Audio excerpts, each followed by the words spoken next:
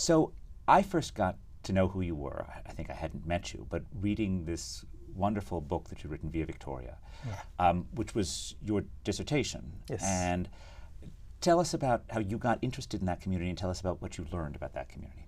So the neighborhood is in the South End. The South End of Boston is a historic neighborhood that has one of the highest concentrations of Victorian houses in all of New England. Rapidly gentrifying, right? Rapidly gentrifying, exactly. In fact, this was a neighborhood that as late as the late 1960s was still, in many respects, considered a slum.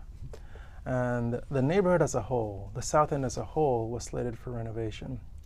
And just picture acres of Victorian townhouses, brownstones, brick row houses, and so on. An originally very beautiful neighborhood that, as a result of outmigration by the middle class and lack of investment and a number of conditions that are typical for cities at the time, of major, massive middle class flight from the cities, had fallen into disrepair. In the early 1970s, this particular parcel of land right in the middle of the South End, right along Tremont Street, it was called Parcel 19, was slated for demolition rather than renovation, which is what happened to most of the rest of the neighborhood over time. So at the time, in the, I want to say, late 60s, early 70s, the residents of the neighborhood began getting organized. These residents were primarily Puerto Rican.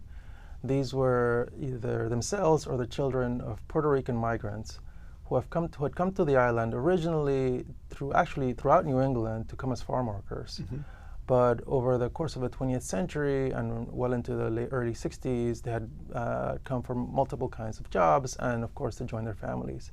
So it was a different, much more urban population at the time. They were living in places that were falling apart, and the city was going to tear it down and move the residents elsewhere. They fought, and eventually, in an extremely unlikely fashion, they won the right to become developers of the neighborhood themselves. They had the help of a lot of people, architects, planners, actually some people from the universities, to help them think about the space, organize it, create an organization, a set of institutions, and so on. So the neighborhood, because of the work of a lot of people, including a lot of local leaders, eventually was redeveloped. Families moved out and then were allowed to move back in fact, many of them did. And it became... Who was this paid for? This was paid for by the state. It was the Boston Redevelopment Authority essentially granted this organization the right to redevelop the land. Now, it was a mixed-use land, so part of it was low-income housing. Part of it was market rate. Part of it was renovated. Some of the houses right along the front of the neighborhood facing the South End, and those were essentially sold, many of them at market price. So it was a major undertaking. But what was interesting is that as a result, you had a new community that was expected to somehow integrate into the space, while at the same time the local residents wanted to make sure it demonstrated some of its uniqueness, the unique character of the population that lived there. These were almost overwhelmingly Puerto Rican residents, low-income residents.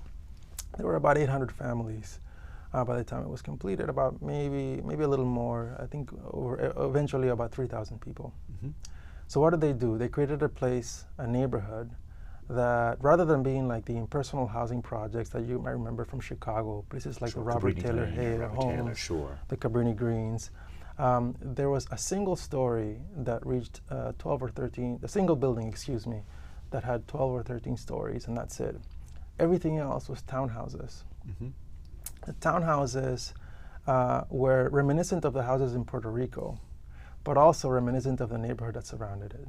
For example, the townhouses had front stoops that you walked up to in order to get to one unit, and also lower stoops to get to another unit underneath.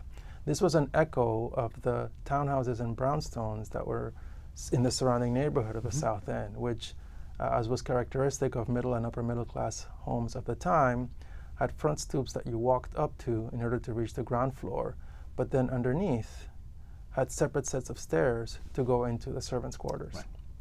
The classic upstairs, downstairs, actually, of the TV show. Absolutely, exactly. Now, at the same time, the neighborhood incorporated many elements into the space that were not typical of the surrounding South End neighborhood. For example, the roofs were pitched, high-pitched actually, reminiscent of many of the roofs in the houses in Puerto Rico. They explicitly built two plazas, a main central plaza, and then what eventually turned out to be more of a small park. The main plaza there, I was told, was reminiscent of the plaza in Aguadilla, Puerto Rico, where many of the residents were from. Isn't it wonderful when cities manage to be dialogues between two different cultures? So it's great you have this 19th century Victorian thing marrying together with a totally different... Exactly. And what you're seeing is an interesting effort at redevelopment that sort of had some elements of the past and some elements of the future. And notice they called it Villa Victoria in Spanish. But at the same time, there was an effort to integrate locally. If you create a community that's highly segregated in so many respects from the surrounding area, you undermine the possibility of true integration in a social sense, which is something that many of the residents would want. And presumably many of them wanted their children to succeed, not just in their community, but in the wider world as well. Absolutely. Benefits, right? Absolutely, exactly. Children, right, these were classic migrants. They weren't immigrants in the traditional sense because they were not from other countries, but they were from Puerto Rico. They're moving to a new space. They were Spanish speakers. They were looking for opportunity. They had the standard selection that you assume from immigrants, people who were striving pretty hard because they want better for their families. And so there was a strong, strong, strong push for some kind of balance. Whether they succeeded in that, it's an open question, but certainly that was part of the idea.